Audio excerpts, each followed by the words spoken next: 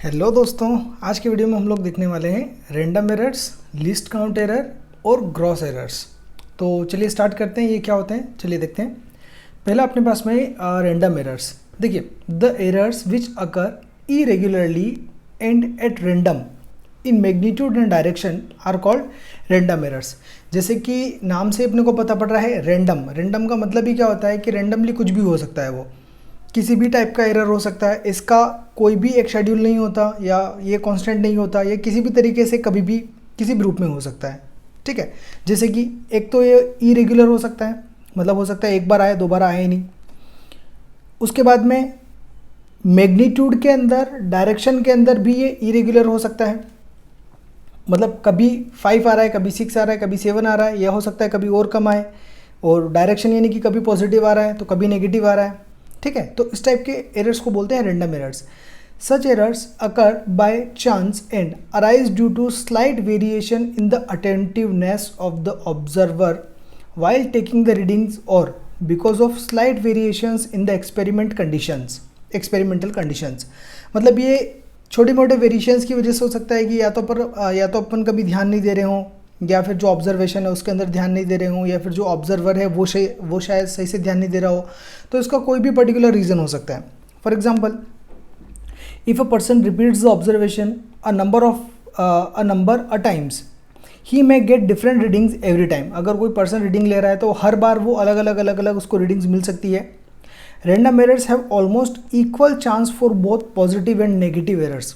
मतलब जो random errors होते हैं, ये पॉजिटिव एरर्स या नेगेटिव एरर्स दोनों होने के इक्वल अमाउंट ऑफ चांसेस होते हैं। मतलब 50-50% दोनों चीज़ों के चांस हो सकते हैं कि या तो उसमें पॉजिटिव एरर्स आए या उसमें नेगेटिव एरर्स आए।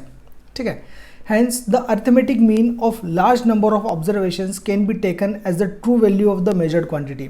अगर इस टाइप से कभी भी अगर कोई रैंडम एरर बार बार आ रहा है तो इस केस में क्या करते हैं कि जो मेजरमेंट होता है वो काफ़ी ज़्यादा बार ले लिया जाता है, और काफ़ी ज़्यादा बार जो मेजरमेंट लिया जाता है उन सभी का मीन निकाल दिया जाएगा।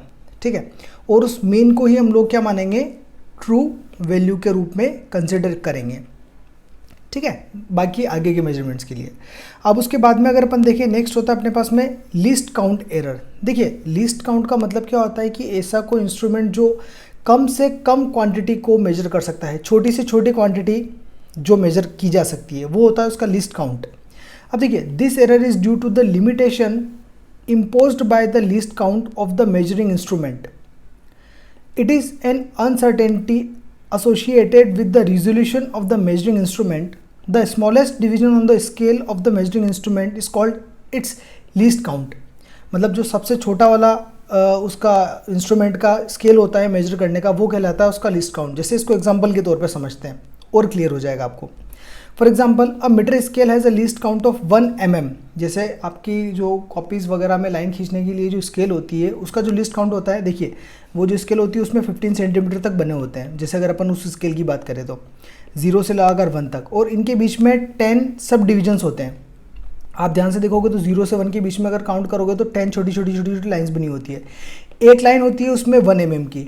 अगर मैं आपको बोलूँगा कि 1 mm की लाइन खींचनी है तो आप उस स्केल की हेल्प से खींच सकते हो। लेकिन अगर मैं बोलूँ कि आपको 1/2 mm यानी कि 0.5 mm की लाइन खींचनी है by the help of that scale, क्या आप खींच पाओगे? नहीं, उसमें आपका एरर आएगा, क्योंकि उसके अंदर 0.5 mm का कोई स्केल ही नहीं है, कोई लाइन ही नहीं बनी हुई है इसके ऊपर। ठीक है, तो उसका जो लिस्ट काउंट है वो कितना हो गया, 1 mm। मतलब उस स्केल का लिस्ट काउंट यानी कि छोटे से छोटी क्वांटिटी वो कितना मेजर कर सकता है, 1 mm मेजर कर सकता है, तो उसको बोलेंगे अपन list count. Its readings are good only up to this value. List count तक अच्छी होती है। This errors in its reading will be half of this value 0.5, और इस टाइप की उसकी रीडिंग हो सकती है। ठीक है, अब उसके बाद में आता है अपने पास में ग्रॉस एरर और मिस्टेक्स। तो देखिए, जैसे नाम से ही पता पड़ रहा है मिस्टेक्स, मतलब कोई भी अगर आपकी मिस्टेक हो सकती है, किसी भी टाइप की mistake. This errors are due to the either carelessness of a person और due to improper adjustment of the apparatus. No corrections can be applied for gross errors. Gross error के लिए किसी भी टाइप का correction नहीं कर सकते, क्योंकि अगर एक बार वो गलती हो जाती है किसी भी वजह से तो वो गलती फिर आपका एरर में ही काउंट करी जाएगी, क्योंकि दोबारा भी अगर आप करोगे तो हो सकता है किसी दूसरी टाइप की गलती हो जाए। तो इनके लिए आप कोई भी प्रिकॉशंस वगैरह नहीं रख सकते। आपको सिर्फ एक अटेंटिव या एक केयर करके आपको मेजरमेंट करना पड़ेगा। ऑलराइट, तो ये बाकी के अपने जो टाइप थे वो हो गए, और बाकी नेक्स्ट वीडियोज़ में हम लोग देखेंगे।